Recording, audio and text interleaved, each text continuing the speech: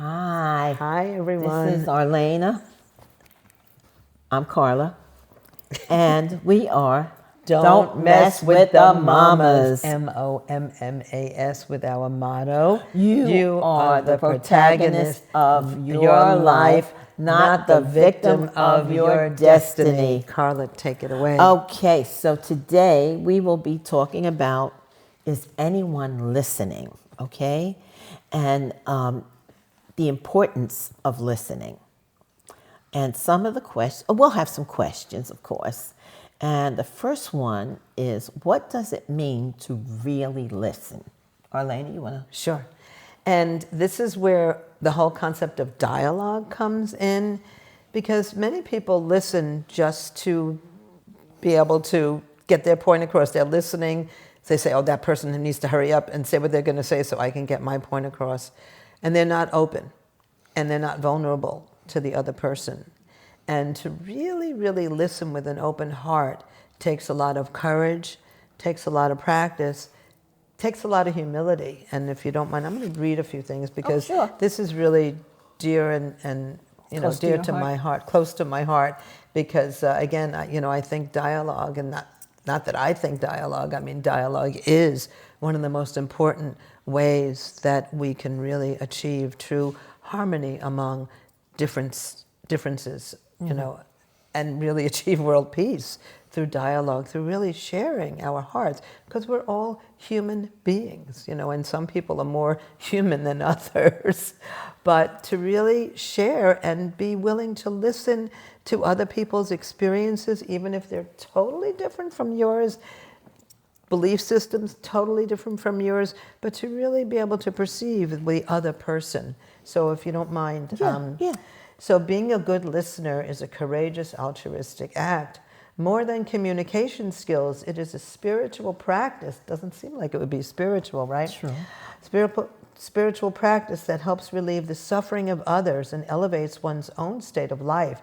The importance of developing empathy and not sympathy. Empathy, really caring for the other person, but not looking down as if they're incapable of achieving anything. To really look at that person as an equal, whether they're richer or poorer than you, whether they're a different color, none of that really matters, different part of the world. And the practical benefits of dialogue, sorry to read so much. That's okay.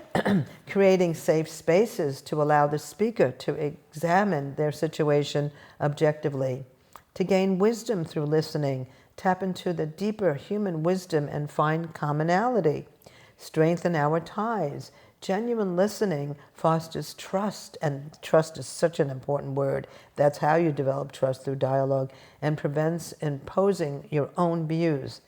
And we need patience and sincerity. Never be condescending. Don't be judgmental, really listening.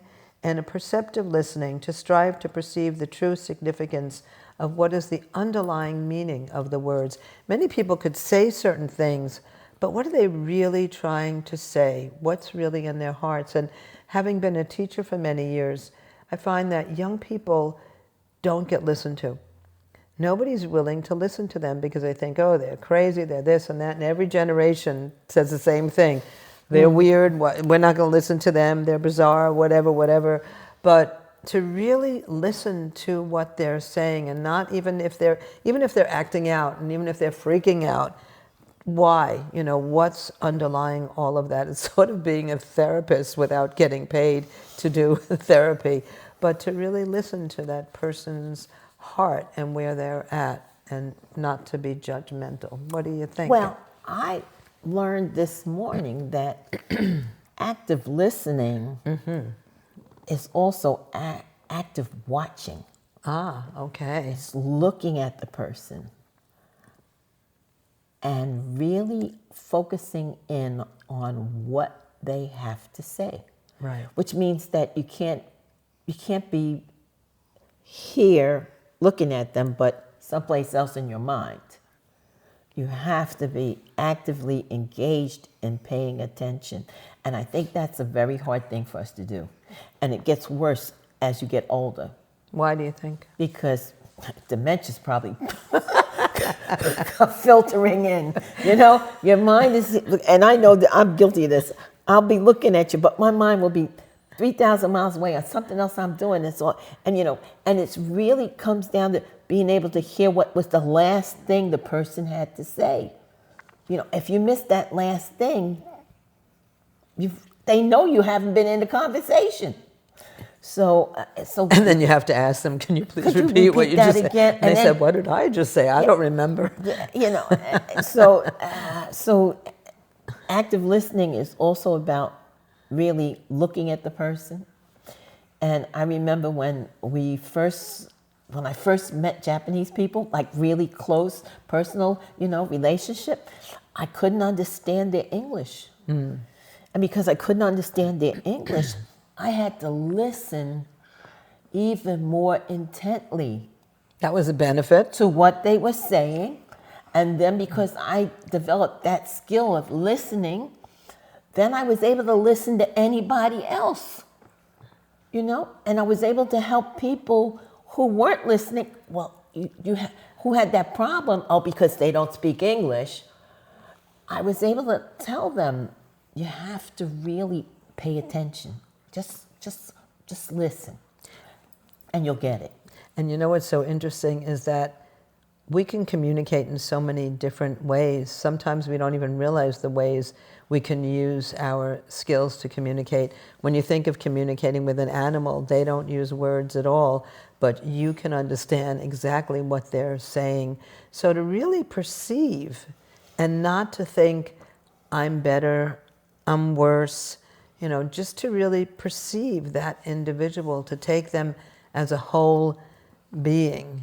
And I find that that's so thrilling. I remember a long time ago, when Spencer was very, very young, I said, to me, meeting a new person is like going to the candy store, because I just love people. You do as well.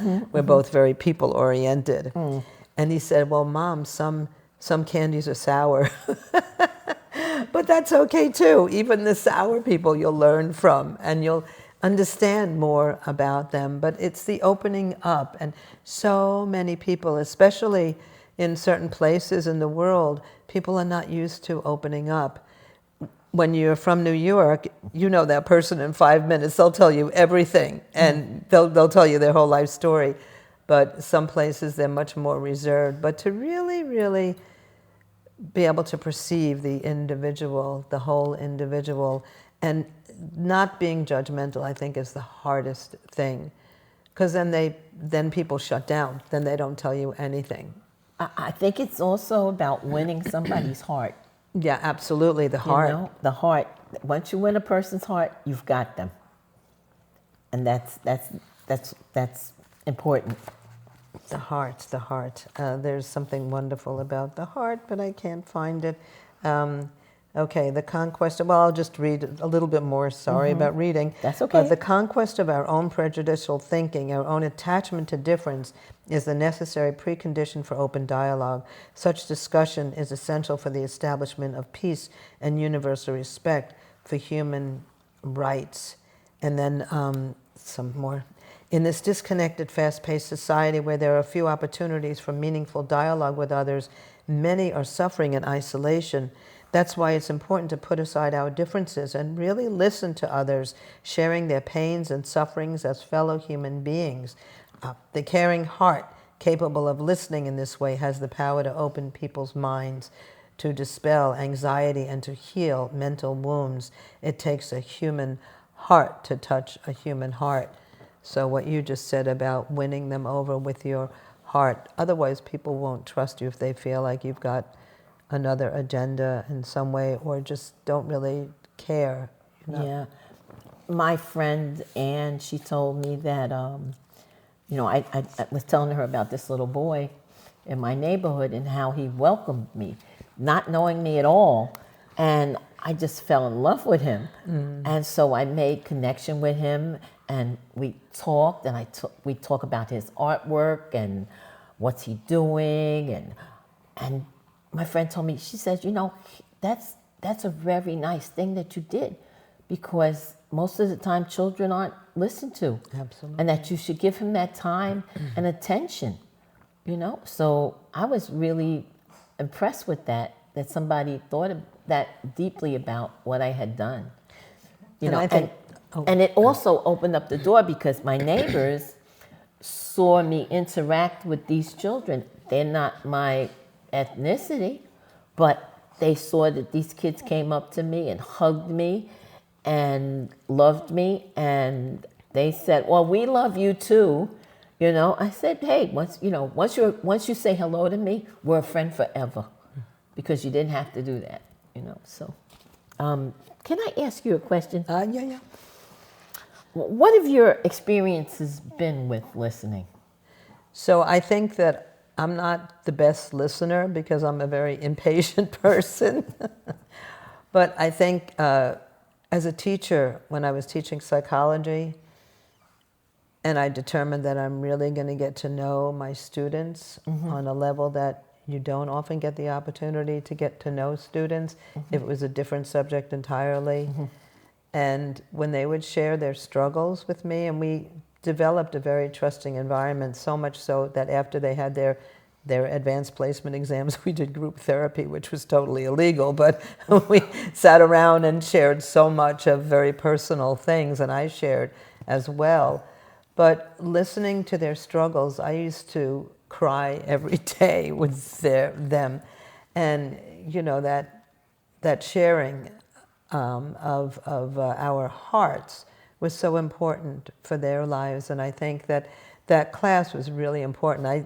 I'm a firm believer of all schools should require students to take a psychology class because it gives the opportunity to be able to talk about what their lives are experiencing. So I think that young people, more than anyone, of course everybody needs to be listened to, but young people really need somebody to really listen with an open heart. So I think that was my experience. And I know that recently somebody shared how they said good morning to somebody in an elevator, and that guy said, "That's the first time in a year that somebody actually addressed me in the elevator, not knowing me."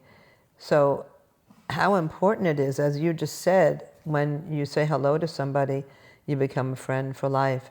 How important to say one kind word each day to people, or just to smile at them, or just to make that life-to-life connection. That is the treasure. The true treasure in life is the treasure of the heart, as you were just talking about. And I think when you are truly listening and having that kind of in-depth dialogue, you are sharing a treasure of the heart.